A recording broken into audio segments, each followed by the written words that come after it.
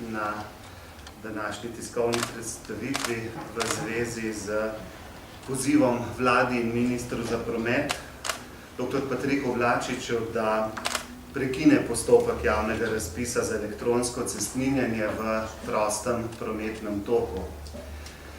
Kot vam je znano, je DARS 8. avgusta 2011 objavil mednarodni javni razpis, na osnovi katerega bo izbral ponudnika za elektronsko cestninjenje v prostem prometnem toku, ki naj bi bilo uvedeno za tovorna vozila z možnostjo, da se to nadgradi tudi za osebna vozila. Pri tem je seveda DARS upošteval zadnje spremembe akcijskega načrta za uvedbo elektronskega sistema cestninjenja, ki ga je sprejela vlada na predlog ministra za promet Patrika Vlačiča. Naj ob tem dodam, da je Državni zbor pred časom sprejel zakon o poroštvu Republike Slovenije za obveznosti DARS-a iz kreditov in izdanih dolžniških vrednostnih papirjev za realizacijo gradnje avtocestnih odsekov v višini 300 milijonov evrov. Iz preglednice, ki smo jo tedaj dobili v poslanskih klopeh, pa je bilo videti, da je več kot polovica teh sredstev, torej kar 173 milijonov evrov, namenjenih za uvedbo sistema elektronskega cestninjenja v prostem prometnem toku. V poslanski skupini Slovenske demokratske stranke smo prepričani, da je ta poteza vlade in ministra za promet Patrika Vlačiča, ki je spremembo akcijskega načrta dovolila takšen razpis, v tem času popolnoma neumesten, neprimeren in celo žaljiv do državljanov Republike Slovenije, ki se v času gospodarske in socialne krize soočajo s tem, kako preživeti naslednji dan.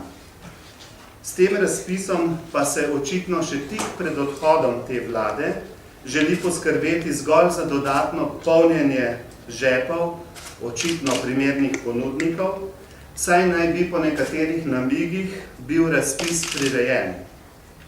Poleg tega pa se z razpisom želi vpeljati elektronski sistem tudi za osebna vozila, česar ni storila še nobena država v Evropi, in bi spet razvijali nekaj, kar bi bilo izredno drago in vprašanje, če bi ustrezalo vsem evropskim standardom, nekaj takega, če se spomnite, sistem ABC cestninjenja v zgodovini smo pri nas že imeli. Naj še enkrat poudarim, da Slovenija ta trenutek ima dobro delujoč cestninski sistem. Z uvedbo vinjet je Slovenija na področju pretočnosti, varnosti, udobnosti ter zmanjševanja negativnih ekoloških posledic prometa na avtocestah zagotovila vse cilje za zadovoljstvo uporabnikov avtocest in tudi družbenih koristi.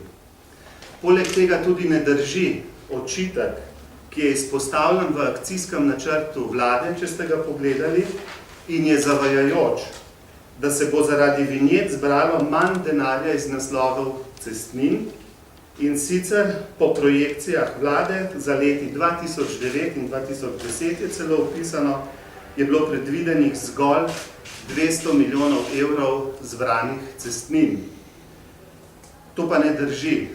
Podatki za leto 2009 kažejo, da je bilo z naslova cestnin zbranih 237 milijonov evrov neto, v letu 2010 pa že 290 milijonov evrov, torej kar za 90 milijonov evrov več kot v akcijskem načrtu.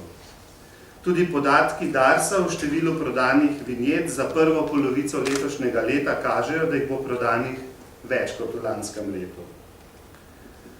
Torej, v času, ko primanjkuje denarja za konkretne infrastrukturne projekte, ko vlada v predlogu rebalansa predvideva občutno zmanjšanje in črtanje investicijskih sredstev ter varčevanje praktično na vseh področjih, ko logistična podjetja in cestni avtoprevozniki propadajo, ko se Vlačičova logistična platforma sesuva same vase, ker poglejmo Viator Vektor, grožnjo stečaja Adria Airways, zadnje dogodke v Luki Koper, zamik načrta gradnje proge Divača-Koper, se Slovenija dodatno zadolžuje za 170 milijonov evrov za izvedbo elektronskega cestninjenja v prostem prometnem toku. Zato v poslanski skupini Slovenske demokratske stranke pozivamo Vlado Republike Slovenije in ministra za promet Patrika Vlačiča, da naloži upravi Darsa, da takoj prekine postopek javnega razpisa za uvedbo elektronskega sistema cestninjenja za tovorna in osebna vozila. Predlagamo, da se teh 170 milijonov evrov namesto v drago cestninjenje raje nameni za dokončanje avtocestnega programa in razvojnih osi, predvsem avtocest med Dražencem in Gruškovjem, Postojno in Jelšanami, ter kritičnega odseka 3. razvojne osi za povezavo Koroške z avtocestnim križem. Z uvajanjem elektronskega sistema cestninjenja pa naj se prične šele, ko se bo za takšne sisteme pričela odločati večina evropskih držav oziroma bo o tem sprejeta ustrezna odločitev na ravni Evropske unije. Vlado in ministra za promet ponovno pozivamo, da namesto dragega razpisa za cestninjenje takoj prične z odstranjevanjem obstoječih cestninskih postaj za osebna vozila ter omogoči še večjo varnost in pretočnost prometa.